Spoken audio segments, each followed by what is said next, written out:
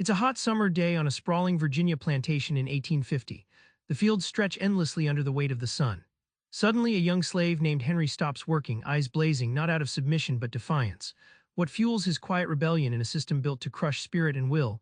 This moment exposes the brutal mechanics of slavery far beyond simple race or paternalism. Stick with me and you'll see how this so-called peculiar institution is really a ruthless system of control and resistance. Most history books paint slavery as a gentle, paternalistic relationship, but Stampp shatters that myth, showing slavery as cold, ruthless labor exploitation. Henry, a young field hand on a Virginia plantation, deliberately slows his work, not out of laziness but strategy. His quiet slowdown is a subtle defiance that risks harsh punishment but asserts his humanity. Stampp's vivid account shows how slaves like Henry resisted in invisible, everyday ways under a system designed to erase any dissent. Think of slavery as a brutal factory system, where every moment of labor is timed and controlled by overseers wielding whip and watch. Stampp explains it like clockwork discipline, a machinery of power exploiting bodies for maximum output. This wasn't about kindness, it was about squeezing every drop of work out, backed by terror and control techniques that made rebellion costly. The myth of paternalism, masters as caring guardians, was a convenient lie. Stampp reveals how this narrative helped white Southerners morally justify slavery while glossing over physical violence and psychological control. That false story hid the cold truth. Slavery was a business, not a family, built on exploitation and fear. You might imagine slave quarters as simply dark, broken, and despairing. But Stampp reveals a complex world of humanity, family, and survival strategies inside those cramped shacks. On a Mississippi cotton plantation near Natchez, Stampp describes slave quarters, small cabins crowded with families. Here, enslaved people created tight-knit bonds, shared stories, and nurtured children despite the constant threat of forced separation.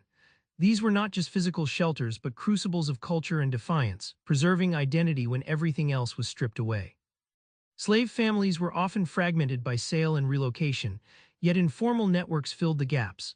Think of these networks as underground railroads of emotional support, sharing food, childcare, and news in a system designed to isolate. Stampp's research uncovers how these connections formed complex social structures that defied the fragmented brutality of slavery. Within the quarters, religious meetings, songs, and folktales weren't just spiritual comforts, they were acts of resistance. They encoded messages of hope, endurance, and outrage. Stampp shows this cultural resilience as a powerful, subtle rebellion that kept the spirit alive despite the harshest conditions. Resistance wasn't just uprisings or escapes, it happened every day, hidden in plain sight. Stampp flips the script on how we think about slave rebellion. Stampp gives us vivid examples: slaves pretending ignorance, working slow, sabotaging tools, or orchestrating minor thefts. On a Louisiana plantation, a slave named Claire repeatedly accidentally spilled dye, ruining bolts of cloth, quiet vengeance that hurt profits but preserved dignity. These small acts were loud messages the masters ignored at their peril. Here's the paradox: some enslaved people showed outward loyalty to their masters, but underneath simmered profound resistance. Stampp explains this as double consciousness, navigating survival by outward compliance but inward defiance. Loyalty was sometimes a survival mask, not true submission, adding layers to how slavery really functioned. This everyday resistance sowed seeds for future freedom, shaping African American culture and identity long after slavery ended. Stampp's insights reveal that the struggle survived slavery itself, influencing the civil rights fight and cultural movements. The peculiar institution cast a long shadow but also forged resilience that persists. Remember Henry, that young man in the Virginia fields.